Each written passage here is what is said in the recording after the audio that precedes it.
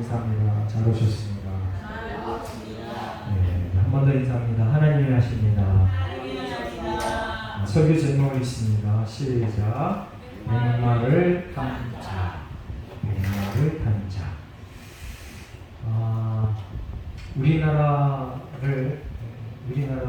우리나라의 그 속성에 대해서 얘기할 때, 우리나라 백성들의 속성에 대해서 얘기할 때 뭐라 그래요? 네, 대비민족이라고 합니다. 대비민족. 흰 옷을 입은 민족이다.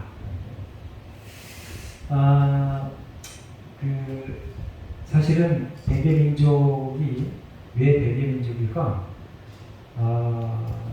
흰 것을 좋아하고 거룩한 것을 좋아하고 깨끗한 것을 좋아해서 그랬을 가능성도 있고, 또 좀 서글픈 쪽으로는 국력이 약해서 옷감을 다양한 색으로 만들지 못하는 그런 이유도 있지 않을까 생각해 봅니다. 어쨌든 우리나라가 백이민족이다라고 우리가 학교 다닐 때는 아주 자랑스럽게 열심히 얘기했는데, 지금 학교에서는 백이민족 안 가르치는 것 같아요. 가르치나요? 네, 백이민족이라는 얘기를 잘 안 합니다.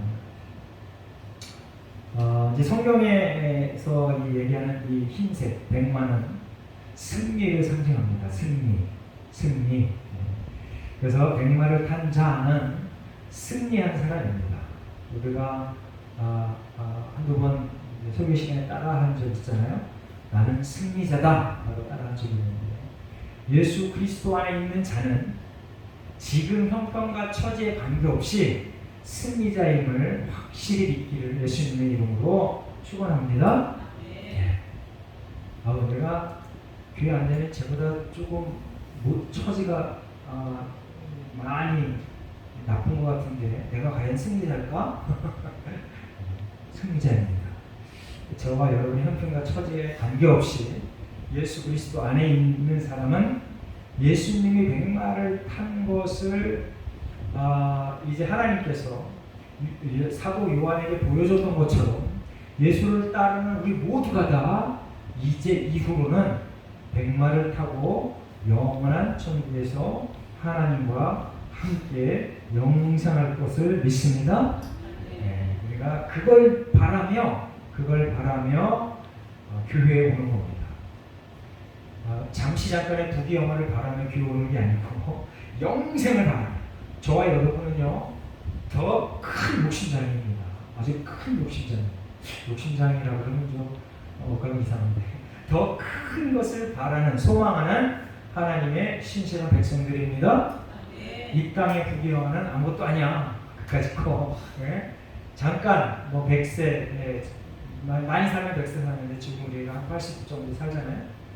그때 부귀영화, 그걸만을 바라며 교회에 온다면 성도로서의 자질을 다시 한번 점검해 봐요. 물론 그게 중요합니다. 근데 그보다 더 중요한 거, 더 소중한 거, 더 본질적인 거, 그게 뭐냐면 오늘 설교 제목이 백마를 탄 자인 것 같이 우리가 영원한 승리자이다라는 것을 바라보며 하루하루를 아주 힘차게 감사하며 사는 예수님의 모성들 되시길 예수님의 이름으로 축원합니다. 자, 이제 이 백마를 타고 오는 이 예수님은 사실 재림으로 다시 오시는 이 땅에. 그래서 우리가 이제 재림의 주 예수 그리스도를 정말로 기다리며 이제 그러한 신앙으로 살아가야 됩니다. 주기도문에서도 그거를 예수님께서 우리에게 강조합니다. 신약에는 재림이라는 단어가 몇 번이나 나올까요? 재림이라는 단어 말고 재림에 관한 내용이 몇 번이나 나올까요? 우리의 상상을 초월할 만큼 많이 나옵니다. 근데 우리는 재림에 대해서 별로 관심이 없어. 그렇죠? 사실은 별로 관심이 없어. 사실 재림에 우리 관심의 최고조에 달해야 되는데 자꾸 이 기독교의 리더들이 재림만 자꾸 강조하다 보면, 그 영생만 자꾸 강조하다 보면 사람들이 맥이 빠지니까 현세의 삶을 강조하면서 재림을 조금씩 가르쳐요. 그게 뒤바뀌어야 돼요. 여러분들 우리 예수와 함께 모든 성도들은 영생과 예수의 재림을 99% 확신하며 그리고 바라보며 그렇게 열심히 살아가는 하나님의 백성 되시기 위해서 주님을 축원합니다. 신약에 약 300회 이상 정도 재림에 대해서 기록해놨습니다. 그러니까 얼마나 소중하냐. 한번 따라해보세요. 예수님은 재림하신다. 그러니까 재림하시는 예수님 우리가 기다리는 사람. 그리고 그러한 기도를 마라나타가 무슨 뜻이에요? 주 예수여 오시옵소서. 마라나타. 주 예수여 오시옵소서. 그 기도를 기도할 때마다 그 기도는 반드시 해야 됩니다. 예수님 오시옵소서. 자, 마태복음 25장 31절 말씀 앞에 보고 한번 같이 읽어봅니다. 시작. 인자가 자기 영광으로 모든 천사와 함께 올 때에 자기 영광의 보좌에 앉으리니. 인자가 누구예요? 예수님이 제자들 앞에 내가 십자가에 못 박혀 죽을 거야 라고 하면서 내일 십자가에 못 박혀 죽는데 그 전날 제자들에게 한 얘기예요. 내가 다시 올 거다. 죽지만 다시 올 거다 라고 얘기합니다. 그리고 사도행전 1장 10절 11절에는 천사가 예수님이 승천하는 모습을 보고 있는 제자들에게 이 모습 이대로 예수님이 오실 거다 라고 재림에 대한 구체적인 현상, 모습을 보여줍니다. 자, 사도행전 1장 10절부터 11절 제가 있습니다. 올라가실 때 제자들이 자세히 하늘을 쳐다보고 있는데 흰옷 입은 두 사람이 그 옆에 서서 이르되 갈릴리 사람들은 어찌하여서 하늘을 쳐다보느냐. 너희 가운데서 하늘로 올려지신 이 예수는 하늘로 가심을 본 그대로 오시리라 하였느니라. 아멘. 예수님이 분명히 오시는데 너희들이 예수님이 하늘로 올라가는 거 봤지? 그 구름에 가려지는 거 봤지? 그래서 예수님이 그대로 다시 오실 거야. 우리가 그것을 기다리며 오늘도 예배를 드립니다. 아멘. 아멘. 그래서 저와 여러분은 재림에 대한 확신이 있어야 됩니다. 재림에 대한 확신. 우리가 기도할 때 우리의 기도 내용이 이 땅의 일상적인 삶의 기도 내용이 이루어지는 걸 보고 그 사람 정말 하나님께서 함께 하시는 분이야 라고 아주 그냥 애써서 강조해서 얘기합니다. 그런데 사실은 그거보다 더 믿음이 대단한 사람은 어떤 사람이냐? 예수님의 재림에 대한 기도를 확신을 갖고 하는 사람이에요. 아멘? 예수님 다시 오신다. 그리고 그 재림이 가까이 왔음을 늘 생각하며 하루하루를 긴장감 속에 살아가는 거예요. 그런데 그 예수님이 다시 오실 때의 그 현상을 성경에 많이 가르쳐 놨습니다. 그 일들이 세계 방방곡곡에 있어서 아주 잘 일어나고 있습니다. 최근에 태평양에서 그 태풍이 하나 발생했는데 밤에 역대로 가장 센 태풍이었대요. 생전이 아니라 역사상 처음 보는 강력한 태풍이에요. 그런데요, 그 모든 그 기상을 예보하는 모든 그 예보처에서 뭐라고 얘기하냐면요, 앞으로 그러한 급의 태풍이 계속 일어날 거다라고 얘기합니다. 그리고 대한민국 기상청에서도 뭐라고 얘기하냐면 대한민국도 예외는 아니다 라고 얘기합니다. 그 얘기는 결국 무슨 얘기냐면 때가 가까웠다. 아멘? 한번 따라해보세요. 때가 가까웠다. 그러니까 여러분들 전쟁이 일어나거나 자연재해가 일어나거나 그리고 사람들이 서로 미워하고 싸우거나 그리고 모든 게 속도가 엄청 빨라지거나 그럴 때 하나님의 때가 가까웠다 생각하고 회개하며 거룩하게 사시기를 예수님의 이름으로 축원합니다. 자, 그리고 우리가 재림하는 그날까지 끝까지 인내해야 된다. 아멘. 우리가 요한계시록 지금 벌써 19장까지 왔는데 7교회 얘기할 때 7교회를 들어서 칭찬받는 교회나 칭찬받지 않는 교회나 항상 동일하게 이 얘기는 항상 하십니다. 참고 견뎌라. 아멘. 그러니까 참 신기해요. 여러분 성령 충만하면은 참고 견디는 거야. 아멘. 그럼 성령 충만한 모든 게 다 탄탄대로가 되기도 하지만 사실은 그것은 순간이고 일부야. 성경은요 끝날까지 참으래. 그 요한계시록에 보면은 참 안타깝게도 두 용이 하늘의 용이 이 땅에 와서 땅의 짐승과 바다의 짐승을 이렇게 불러요. 그런 다음에 교회와 성도가 정말 엄청나게 힘들어. 그러니까 저와 여러분이 이 땅에 사는 동안 힘들게 살 수밖에 없음을 예수님이 이 땅에 오셔서 말씀하셨고, 또한 사도 요한을 통하여 하나님께서 또 말씀하셨어요. 그러니까 저와 여러분 자꾸 속으면 안 돼. 교회 와서 열심히 예배드리고 기도 가서 그냥 방언으로 그냥 열심히 그냥 환상을 봐가며 입시려가며 기도해도 일상생활은 고되다. 기억하시기 바랍니다. 그게 성경의 일관된 가르침이야. 그래서 성경은 강조합니다. 끝까지 참고 견뎌라. 아멘. 끝까지 참고 견디는데 성경에서 여러 가지 많은 교훈을 주는데요. 성도끼리, 형제끼리 서로 사랑해라. 아멘. 먼저 사랑해라. 여러분들 교회 안에 있는 성도들 먼저 살펴야 됩니다. 그렇게 하시기 바랍니다. 그런데 대단한 거 나누라고 못하니까 작은 것부터 나누는 연습을 해야 돼. 그래야 큰일이 생길 때 그게 습관이 되고 문화가 되고 가치가 돼서 나눌 수 있는 거예요. 그렇게 하시기 바랍니다. 아멘. 자, 이제 이 계시록 19장 11절부터 21절에 보면 이 백마를 타고 온 그 분의 그 재림하는 예수님의 모습을 기록해놨어요. 첫 번째, 우리가 설교 제목인 것처럼 백마를 타고 오신다. 백마가 뭘 의미한다고요? 승리. 한번 다시 한번 따라하겠습니다. 우리는 승리자다. 우리는 승리자다.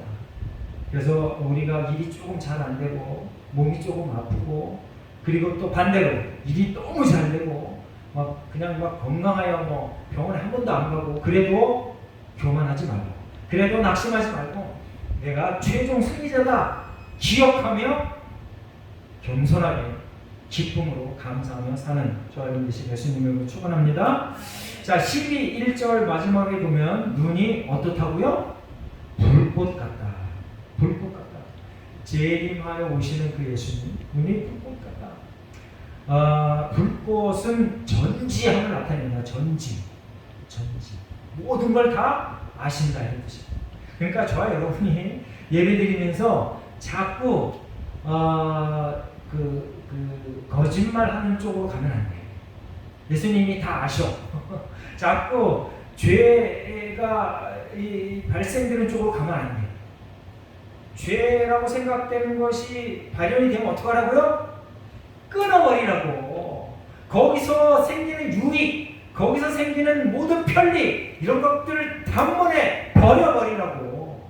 누가 그걸 잘했다고요? 요셉이 잘했잖아. 요셉이 순식간에 이렇게 닥치는 많은 유혹 그런 것들을 다 끊어버려요. 그리고 정말 대단한 것은요. 총리가 되고 나서도 형들이 자기를 버렸는데 그 버린 형들이 눈앞에 있는데 그 형들에게 대하여 보복하는 마음이 없어. 할렐루야. 아멘. 그러니까 전지하신 하나님 앞에 우리가 많은 사람들에게 선을 베푸는 건 물론이거니와 우리 스스로가 이건 악인데 이건 죄인데라고 하는 것에서 신속하게 탈출해야 돼. 아멘. 그리고 그런 사람들과 관계 맺을 때 얻어지는 이득을 빨리 버려야 돼. 제 설교 중에 너무 강조되는 게 있는데 그게 뭐냐면 사회주의, 공산주의는 안 된다. 그거는 비성경적이다 라고 너무 강조합니다. 제가 그래서 이게 약간 정치적인 색깔이 있잖아요. 그래서 조금 조심스럽긴 한데, 그런데 정말 그게 성경적이면은 목사가 목숨 걸고 얘기해야 됩니다. 지금 중국은 아예 공산주의입니다. 공산주의. 그런데 중국하고 어떻게든지 가까이 지내서, 왜 그러면 중국하고 가까이 지내냐? 저들의 논리가 뭐냐면 우리나라가 중국하고 무역량이 세계 1위야 라는 게 저들의 논리입니다.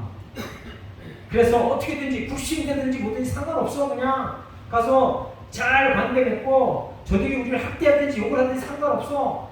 저들이 우리의 밥줄인데 꽉 붙들고 있어야 돼. 그거 성경적으로 보면 뭐예요?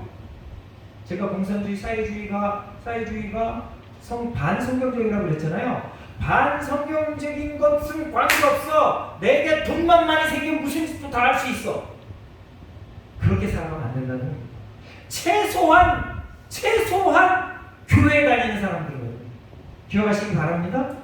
모두가 다 그렇게 떠들어대도 저와 여러분은 얘기해야 돼. 얘기. 우리가 파수꾼이야.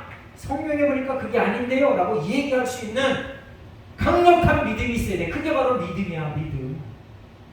그냥 내가 얘기하면 모든 생각을 공격할 거야. 아유, 그냥 조용히만 있지. 그런데 하나님은 어떻다고요? 눈이 불 것 같다고, 전지하다고. 그러니까 하나님께서 우리를 통하여 바라시는 게 있는데, 그게 뭐냐면 거룩하게 살아가고 거룩함을 선포하는 걸 하나님께서 저와 여러분에게 원하십니다. 전지하신 하나님, 눈이 불 것 같은 하나님께서 저와 여러분이 그걸 원하셔. 하나님이. 그래서 개인적인 삶은 물론이거니와 공동체에 속해 있을 때 그 공동체가 어떻게 가는가, 그거에 대한 발언도 분명하게 해야 되고, 나라에 관한 일도 분명하게 해야 되고, 그것 때문에 목숨 걸고 기도하는 저와 여러분 되시기를 예수님의 이름으로 축원합니다. 다니엘서 10장 6절에 보니까요, 지금 이 눈이 불 것 같다라는 얘기를 여기에서 인용한 거예요. 다니엘서 10장 6절. 물론 이제 다른 많은 성경에 하나님, 예수님을 설명할 때 눈이 불 것 같다라고 설명합니다. 전지하시다. 모든 걸 다 아신다. 속이면 안 된다. 만으로 여기지 말자라는 겁니다. 12절에 보면 머리에는 많은 면류관이 있다. 많은 면류관, 왕 중의 왕이다. 만왕의 왕이다. 마태복음 28장 18절 말씀 함께 있습니다. 앞에 보고 자 함께 있습니다. 시작. 예수께서 나와 말씀하여 이르시되 하늘과 땅의 모든 권세를 내게 주셨습니다. 하늘과 땅의 모든 권세를 예수님이 갖고 계시다. 아멘. 그러면 저와 여러분이 예수님의 제자야. 그러면 저와 여러분은 어떨까? 우리의 주인 되신 예수님께서 모든 하늘과 땅의 모든 권세를 가졌어. 그러면 우리도 그와 같은 일을 한다고 요한계시록의 환상으로 하나님께서 사도 요한을 통해 우리에게 가르쳐 주셨어요. 자부심을 가집시다. 지금 당장 눈에 보이는 잠깐의 이득을 가지고 슬퍼하고 기뻐하고 그러한 아주 수준이 낮은 그러한 삶이 아니고, 내가 영원한 영생을 소유하고 또한 이 땅의 모든 권세를 하나님께서 내게 부여해 주셨다라는 그런 확신을 가지고 흔들리지 않는 믿음으로 살아내는 저와 여러분 되시길 예수님을 축원합니다. 그런 사람이 어떻게 도덕적으로 타락할 수가 있냐고. 물론 인간이기 때문에 할 수 있어. 그럼 타락하면 어떻게 돼? 회개하고 바로 돌아서야 돼. 계속해서 그걸 합리화시키고 회개 안 하면 점점 더 중차대한 죄를 짓게 되어 있어. 자, 머리에 멜로만이 썼다는 것은 이 예수님이 만왕의 왕이다. 우리가 너무 잘하는 거라 또 설교하기가 민망해. 예수님은 만왕의 왕이시다. 디모데후서 6장 15절에도 똑같이 만왕의 왕이여 만주해 주시다. 하나님께서 그렇다.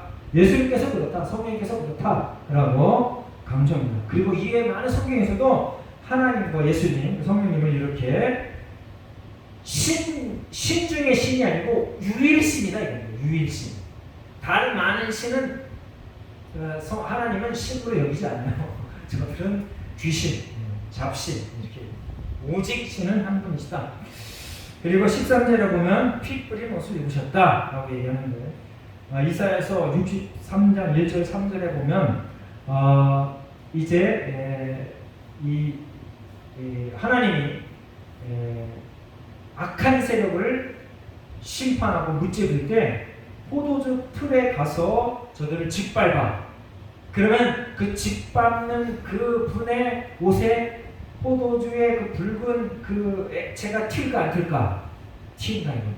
근데 그것을 이사야서 63장에 있는 이 말씀을 인용해서 여기 와서 말합니다. 그래서 여기서 피 뿌린 옷을 입었다는 얘기는 이게 이제 성경학자가 여러 가지 많은 걸 해석을 합니다. 예수님이 십자가상에 흘리신 그 피라라고 설명하는 분도 계시고, 그리고 이 문맥 전후를 살펴보면 예수님이 악한 마귀 사탄의 놀이개가 됐던 많은 이들을 포도를 짓밟듯이 저들을 최고 심판대 앞에서 전부 짓밟아 버리는데 그 피가 튀었다. 그래서 저는 후자를 선택합니다. 많은 성경학자들이 여러 가지 설명하는데 저는 이 문맥상 사단을 쫓았던 많은 사람들의 피다. 흘린 피. 최후의 심판에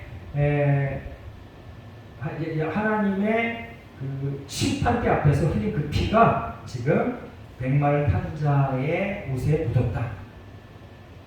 그러니까 이 얘기를 이러한 성경으로 봐서 하나님의 심판은 분명히 있고 하나님을 대적했던 사탄 마귀들, 용, 짐승, 그리고 그를 추종하며 따랐던 많은 사람들, 대부분의 사람들이 다 그래요. 기독교인은 소수예요. 그런 사람들이 전부가 다 징계를 받고 처참하게 막 포도주 틀에서 그 포도주가 막 진지해져서 알갱이가 튀쳐나가고 막 그 가루가 되는 그러한 상황. 생각만 해도 끔찍하잖아요. 사람을 그렇게 해봐요. 얼마나 끔찍해요. 그리고 유황불못에 던져진다라는 것입니다. 자, 이렇게 11절부터 13절까지 보면 재림 하시는 그 분의 그 모습, 피 묻은 옷을 입고 머리에 많은 멸류관을 쓰고 눈 불꽃 같고 백마를 타고 오시다. 이 얘기는 뭐냐면 예수님은 승리의 주로 오시고 그리고 분명한 심판주로 오신다. 기억하시기 바랍니다. 그리고 저와 여러분 심판주로 오시는 그 예수님께서 내가 너를 알아. 너는 영생 천국이야. 글로 인도하신다. 아멘. 우리가 그걸 바라며 이 땅에서 충성스럽게 살아내는, 그리고 감사하며 살아내는, 일관되게 거룩하게 살아내는 하나님의 백성 되시길 예수님으로 축원합니다. 그리고 이제 그 예수님의 재림하시는 예수님의 이름과 속성에 대해서 또 설명하는데 11절에 보면 충신과 진실이다.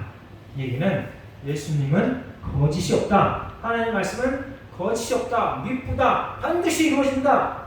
이가 결론적으로 뭐냐면 예수님이 이 땅에 오셔서 십자가에 못 박혀 돌아가셔서 우리의 죄를 대속해 주셨고 살아나셔서 승천하셨고 재림하시고 심판주로 오셔서 천국과 지옥의 갈림길에 예수님이 심판주로 오신다. 그게 분명히 이루어진다 이런 뜻입니다. 또 12절에 보면 이름을 쓴 것 하나가 있으니 자기밖에 아는 자가 없다 이렇게 이제 고대 사회에서는요 이름을 안다라는 그것이 무슨 의미가 있냐면 신이거나 하나님이거나 아니면 신적 능력을 소유한 사람이 그렇다라고 이 고대 사회에서는 그렇게 여기고 그런 가치관이 있었습니다. 여러분들 천지를 창조하고 나서 그 모든 그 창조물의 이름을 누가 져요? 누가 줘요? 하나님이 안 줘요. 아담이 줘, 아담이. 아담 먹고 네가 이름을 줘 그럽니다. 그러니까 아담은 맨 처음에 하나님이 창조한 사람은요, 신과 능력이 거의 비슷했어. 지적인 수준에서. 여러 번 제가 설교했습니다. 이름을 짓는데 무한대 모든 식물이고 동물이고 무한대잖아, 무한대. 저와 여러분이 아마 여기다 한 30마리 정도, 그러니까 각각 다른 30마리 정도의 그 짐승들을 쭉 펴주고 한번 외워보세요. 그리고 전부 대보세요. 그러면 될 사람이 우리 교회는 하나도 없을 것 같아. 그 정도를 다 되려면 IQ가 한 170, 180 정도 돼야 돼요. 30마리 정도를 딱 놓고 딱 보여주고 다 한번 대보세요. 우리 교회 진행지수가 180 되는 분 계시나? 그러니까 이 이름을 자기밖에 모른다. 이게는 전지전능하다 그런 뜻입니다. 한번 따라해보겠습니다. 예수님은 전지전능하시다. 그러니까 그 예수님 앞에서 우리가 다시 한번 강조하지만 그 예수님이 나의 주야. 그러니까 우리가 자부심을 갖고 쪼잔한 것에 자꾸 사람들과 싸우지 말고, 특히 가정 안에서 쪼잔한 거 자꾸 싸우지 말고 큰 믿음으로 살아내는 저런 것이 예수님의 이름으로 축원합니다. 그리고 13절에 그 이름은 하나님의 말씀이라 칭하더라. 예수님 자체가 하나님의 말씀이야. 요한복음 1장 1절에 보니까 한번 읽어보겠습니다. 요한복음 1장 1절 앞에 보고 시작. 태초에 말씀이 계시니라. 이 말씀이 하나님과 함께 계시니 이 말씀은 곧 하나님이시니. 예수님이 말씀이야. 로고스. 그 말씀이 곧 하나님이야. 이게 이제 삼위일체에서 이해하기도 힘들고 설명하기도 힘들어요. 이건 믿음의 수준에서 이것을 우리가 받아들여져요. 그러니까 하나님이, 예수님이 곧 말씀이다 라는 것을 기억하고 그 말씀대로 이 땅이 진행되어진다. 하나님 말씀대로. 아멘. 그러니까 하나님의 말씀 여러분들이 잘 기억하고 그 말씀에 순종하는 복된 하나님의 백성 되시길 예수님을 축원합니다. 이제 16절에 만왕의 왕이요 만주의 주다. 그래서 우리가 오늘 예배드리잖아요. 이 자체가 복이에요. 우리가 스스로 예수님의 통치 아래로 들어가는 것, 그게 복이야. 아멘? 아멘. 우리나라, 이제 중국이 수백 년 동안, 거의 1000년 동안 패권국가였습니다. 패권국가. 그래서 우리나라가 역대로 중국한테 이 수백 년 동안 조공을 바치며 살아왔어. 참 안타까운 현실입니다. 근데 지금은 유사 이래로 우리나라가, 그리고 전 세계 질서를 유지하는 그 나라가 그걸 조공 바치는 거 이런 걸 원하지 않아. 그래서 조공 바치는 나라가 흔치 않죠? 네. 거의 없어요, 사실은. 그냥 가서 같이 이렇게 뭐 연방이야 이러면서 이제 살아가죠. 그 이제 우리나라가 그렇게 조공 바치며 살아오다가 최근에서 이제 한 70년, 80년 사이에 자주 독립국가로서의 영향력을 키워가고 있습니다. 이게 참 대단한 기쁨인 것이죠. 저와 여러분이 대한민국 백성으로서 살아가는 것을 긍지를 갖고 살아가실 예수님의 이름으로 부탁드립니다. 아멘. 그리고 이렇게 된 그 일이 언제부터냐? 우리나라가 복음을 받아들여지는 그 순간부터 이렇게 됐다는 걸 기억하시기 바랍니다.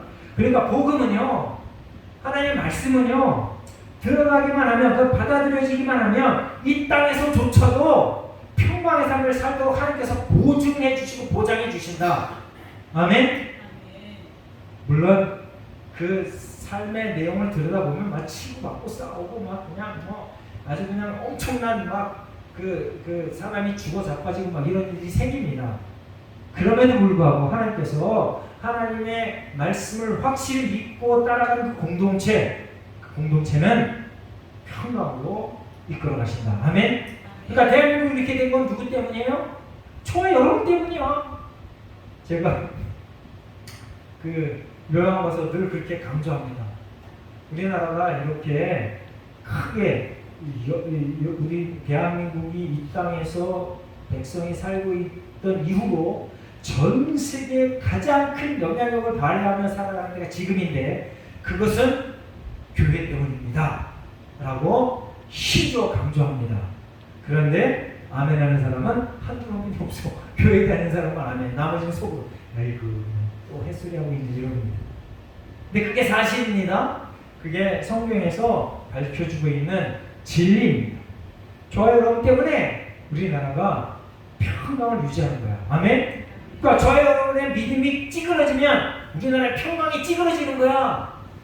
그러니까 우리나라가 위태해질 때 여러분들 신속히 해야 될 게 뭐예요? 회개. 그리고 저와 여러분이 아무리 큰 공로를 세워도 그것 때문에 우리가 거룩해지지를 못해. 회개로 인하여 예수 그리스도의 피의 공로에 우리가 깨끗해지는 거야. 아멘? 그러니까 그걸 하나님께서 현상학적으로 보여주신다니까. 악한 지도를 보여주든지 아니면 사회에 무슨 여러 가지 많은 사건 사고를 보여주시든지 그럴 때마다 저와 여러분이 회개해야 됩니다. 제가 코로나 처음 생겨서 창궐할 때 뭐라 그랬어요? 하나님의 특별 계시다. 성도들, 교회들, 전 세계 성도들, 교회들, 니네들 정신 차려라. 내가 보여주는 거야. 너희들이 거룩하게 살아. 제발 좀. 내 사인이야. 라는 거였습니다. 그런데 그렇게 설교하는 목사가 흔치가 않아. 여러분들 정신 차리시기 바랍니다. 자, 이제 그리고 예수님이 오셔서 심판하는 그 모습을 또 기록해 놨습니다. 11절에 공의로 심판하신다. 아멘. 얼마나 다행이야. 공의로 심판하신다. 근데 이 공의로 심판하신다는 이 얘기는 저와 여러분이 예수 안에 있으면 우리가 의로운 자다. 아멘. 예수 안에 있으면 의로운 자다 이런 뜻입니다. 그러니까 우리가 예수 안에 항상 있어야 돼. 우리의 마음과 생각, 우리의 말, 우리의 가치관, 우리의 문화, 우리의 습관, 이게 예수 안에 있어야 돼. 아멘. 그것으로 공의를 나타낸다 이겁니다. 그러니까 예수 안에 없고 예수 밖에 있으면서 사회사업 열심히 해, 선하게 살아가는 모든 사람들이 박수쳐. 그러면 하나님의 공의에서 벗어난 사람이야. 안타깝게도 그래. 그런데 그것을 최후의 심판 때에서 하나님이 어떻게 심판하실 건가는 하나님의 절대 권력의 절대 주권이야. 아멘. 그래서 저와 여러분이 함부로 너는 천국, 너는 백성, 아니 너는 천국, 너는 지옥, 이걸 함부로 얘기하면 안 돼. 그건 하나님의 절대 주권 안에 있는 거야. 여러분들 실수하지 마시기 바랍니다. 아멘. 그리고 하늘에 있는 군대들하고 함께 심판하십니다. 그런데 오늘 성경을 보니까 하늘에 있는 군대가 전쟁을 하기도 전에 예수님께서 이미 다 물리쳐버리셔. 할렐루야.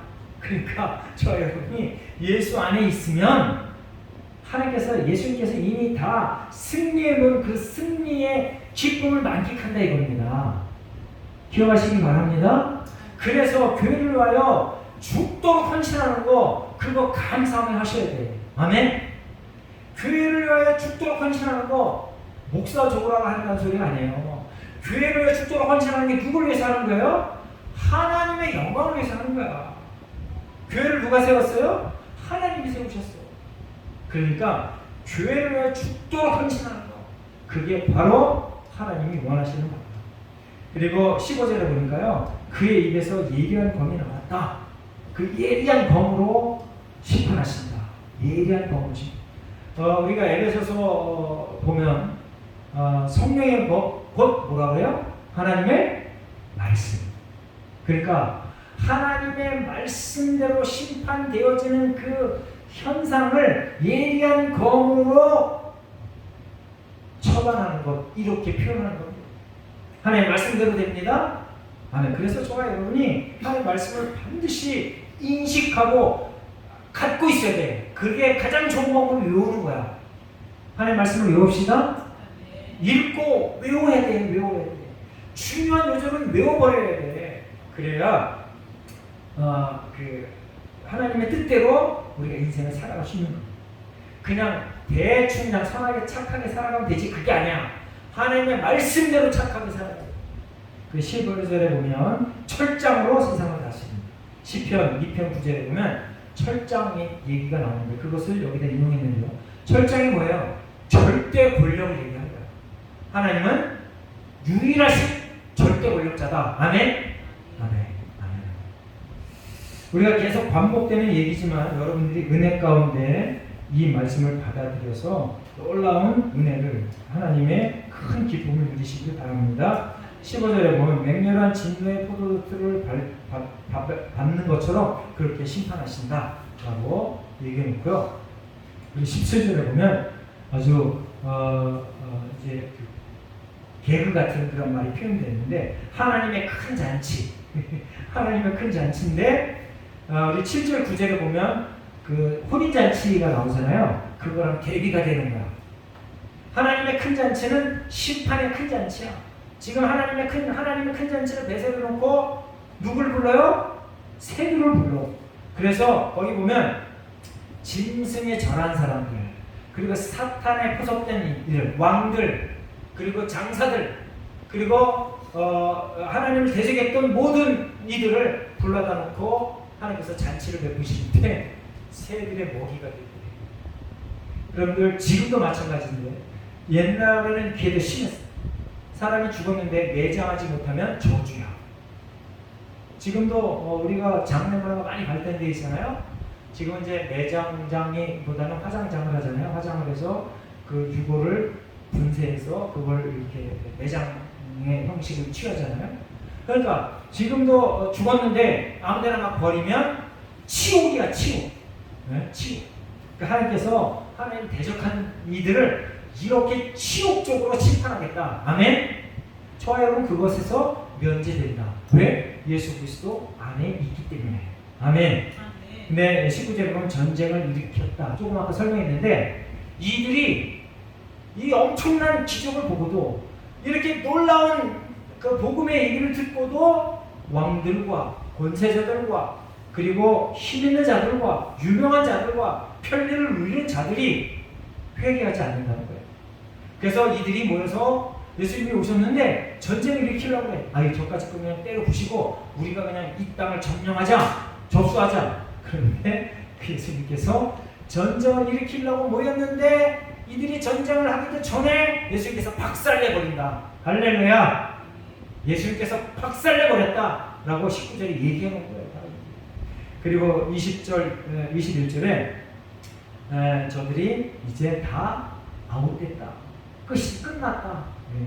거기 보면 20절 말씀 한번 읽어볼까요? 자, 20절 말씀 한번 읽어봅니다. 시작. 짐승이 잡히고 그 앞에서 표적을 행하던 거짓 선지자도 함께 잡혔으니 이는 짐승의 표를 받고 그의 우상에게 경배하던 자들을 표적으로 유혹하던 자라. 이 둘이 산채로 유황불 불는 곳에 던져지고. 아멘.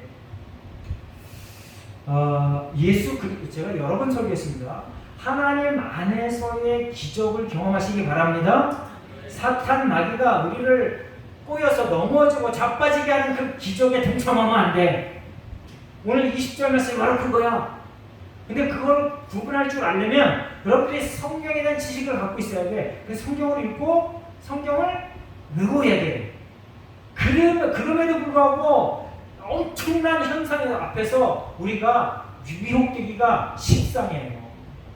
아마 100명이면 거의 100명 다 엄청난 현상 앞에서 그런 실수를 범할 수밖에 없어. 사도 요한도 천사에게 절할 뻔했잖아. 큰 기적 앞에서 천사가 와서 막 그냥 예언하고 막 기적을 나타내고 이러니까 절할 뻔했어. 사도 요한도 그랬는데 저와 여러분은 어떡하겠어. 번하거나 뻔하지. 그러니까 여러분들 그래서 원천적으로 표적과 기적을 너무 쫓아가면 안 돼. 기억하시기 바랍니다. 표적과 기적이 나쁘다 이런 건 아닙니다. 하나님 안에서 예수 안에서 이런 기적을 여러분들이 경험해. 그런데 그것만 너무 쫓아가면 결국 이런 꼴을 당한다는 거야. 20절 같은 이런 꼴을 인간은 어쩔 수 없어. 그렇게 당할 수밖에 없어. 그러니까 말씀을 쫓아가시기 바랍니다. 끝까지 참고 견디는 것을 선택하시기 바랍니다. 최선을 다하여 죽도록 교회에 충성하는 그런 것을 선택하시기 바랍니다. 아멘. 그러면 하나님께서 불쌍히 여기시고 평강으로 안전한 길로 우리를 계속 견인해 가신다. 그런데 잘났다고 표적만 쫓아다니고 기적만 쫓아다니면 20절 같은 이러한 것을 당할 수밖에 없다. 여러분들 권선징악이라는 말 좋아하죠? 미국 영화는 권선징악 이게 아주 일관된 주제야. 그런데 최근에 미국이 자꾸 이상해져. 그래서 권선징악 이게 자꾸 영화에서 흐려져. 예를 들면 그 조폭들이 나중에 옛날에는요 조폭들이 나중에 다 죽어. 악한 짓 하는 것 같으면 다 죽어. 근데 요즘은 악한 짓 하놓고도 중간에 돈을 만뜩 싸들고 차 타고 비행기 타고 외국에서 잘 먹고 잘 사는 쪽으로 그려져. 미국의 문화가 성경에서 자꾸 멀어진다는 증거입니다. 여러분 악한 짓 하면 이 땅에서 잘 안 돼야 돼. 그러한 것을 가리켜야 돼. 그래야 그게 성경적인 거야. 오늘 이 요한계시록 19장에 딱 그걸 가리키는 거예요. 선하게 살아라. 예수 그리스도 안에 살아라. 그러면 죄리로 오신 그 예수님께서 너희들을 영생으로 인도한다. 아멘. 그걸 가리키는 거예요. 그러니까 예수 안에서 선하게 살아라. 아멘. 예수 안에서 예수님이 명령한 그 말씀을 부여잡고 힘에 겹도록 충성하며 살아라. 끝까지 인내하며 살아라. 아멘. 그것을 내가 실천하고 내 주위에 있는 모든 사람들에게 가르치며 살아가는 예수님의 모든 성도들, 칭찬되는 예수님의 모든 성도들 되시기를 예수님의 이름으로 축원합니다. 아멘. 이 시간 우리가 결단의 기도를 하겠습니다. 하나님, 제가 하나님의 말씀대로 온전히 살겠습니다. 백마를 타고 오신 예수님의 칭찬을 듣는 그러한 멋진 인생, 거룩한 인생, 그리고 예수님을 전파하며 교회를 위하여 헌신하며 죽도록 충성하는 하나님의 선한 백성으로 살겠습니다. 결단하는 기도의 시간 함께 기도하겠습니다. 다 같이 기도합니다. 하나님 아버지 감사합니다. 오늘도 하나님의 말씀을 듣게 하시니 고맙습니다. 하나님, 예수님께 모든 성도들 마음을 열게 하시고 귀를 열게 하시고 하나님의 말씀대로 마음을 정하여 하나님 앞에 충성하고 교회에 헌신하며 충성하며 살아가는 복된 인생으로 살게 하여 주시옵소서. 하나님께서 이미 우리에게 승리를 보증해 주셨고 보장해 주신 줄 압니다. 예수 그리스도를 온전히 쫓아가며 하나님의 왕 되심을, 예수 그리스도의 주 되심을 믿고 하나님의 말씀대로 순종하며 복종하며 살아가는 예수님께 모든 성도들 다 되게 하여 주시옵소서. 감사드리며 예수님의 이름으로 기도합니다. 아멘.